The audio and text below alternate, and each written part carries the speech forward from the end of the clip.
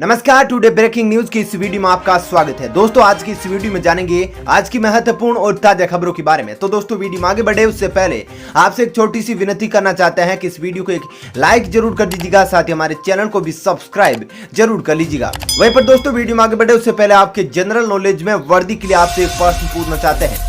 आज आपको कमेंट करके बताना है कि नरेंद्र मोदी का पूरा नाम क्या है। जी हां, कमेंट करके उनका पूरा नाम जरूर बताइएगा।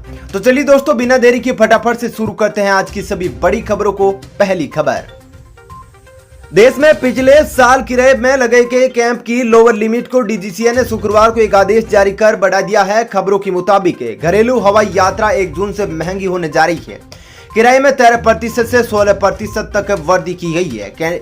केंद्रीय नागरिक उड्डयन मंत्रालय के मुताबिक 40 मिनट की दूरी वाले विमानों की किराए की निचली सीमा 2300 रुपए से बढ़ाकर 2600 रुपए कर दी गई है। वहीं पर 40 से 60 मिनट की यात्रा वाली फ्लाइट की किराए की निचली सीमा 2900 रुपए की जगह अब 3300 रुपए कर दी गई है।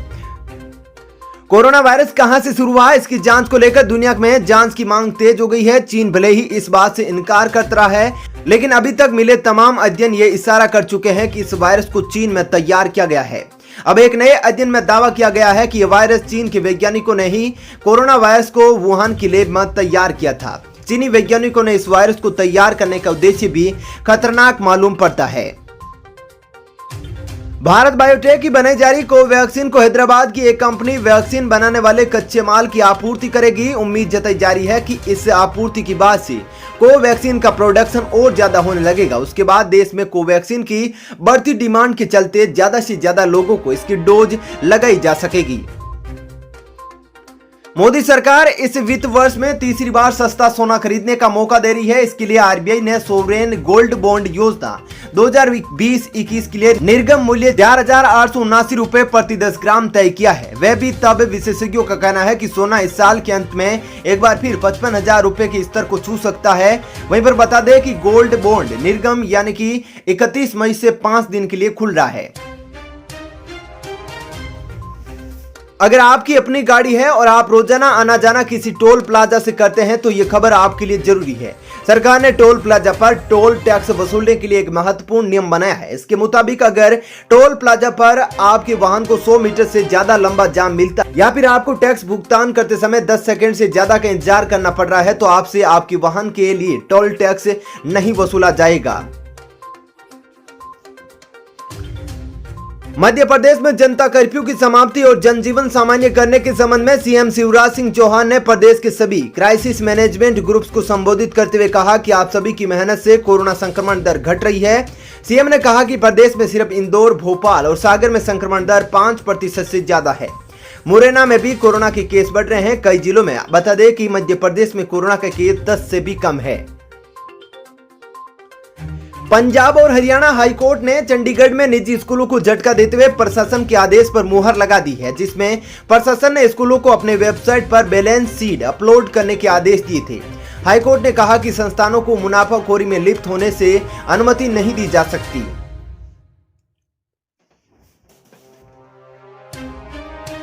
कोरोना महामारी के दौरान अपने माता पिता को खोने वाले बच्चों के लिए प्रधानमंत्री मोदी ने कहा है कि सरकार इन बच्चों की देखभाल का जिम्मा उठाएगी।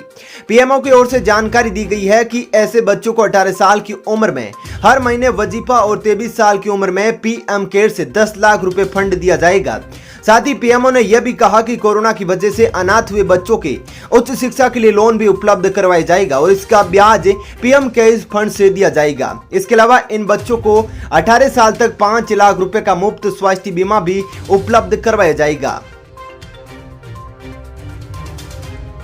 कोरोना वायरस संक्रमण सेकेंड स्ट्रेन के बढ़ते मामलों के कारण 1 मई से प्रदेश में लागू लॉकडाउन कर्फ्यू 1 जून से आंशिक ढील दी जाएगी। इस दौरान अधिक एक्टिव केस वाले जिलों में राहत नहीं मिलेगी। उत्तर प्रदेश में सभी जगह 33% उपस्थिति के साथ सरकारी तथा प्राइवेट कार्यालय भी खोले जाएंगे। वहीं पर प्रदेश में नाइट कर्फ्यू फिलहाल लागू रहेगा। इसमें रात 8 बजे से अगले दिन सुबह 7 बजे तक तमाम पाबंदियां जारी रहेगी। उत्तर प्रदेश सरकार ने यूपी बोर्ड की 10वीं कक्षा की परीक्षाएं रद्द कर दी है। इस साल 10वीं कक्षा के छात्रों को बिना परीक्षा के ही अगली कक्षा में प्रमोट किया जाएगा। 10वीं की परीक्षाओं को रद्द करने का फैसला मुख्यमंत्री योगी ने किया है। वहीं पर 12वीं की परीक्षा जुलाई के दूसरे सप्ताह में आयोजित की जाएगी। इस संबंध में जल्द ही विस्तृत समय सारिणी जारी की जाएगी। सेना प्रमुख जनरल एम.ए. नरवणे ने कहा कि पिछले 3 महीनों से जम्मू कश्मीर में नियंत्रण रेखा पर भारतीय और पाकिस्तानी सेनाओं के बीच संघर्ष विराम से शांति और सुरक्षा के नजरिए को बढ़ावा मिला है।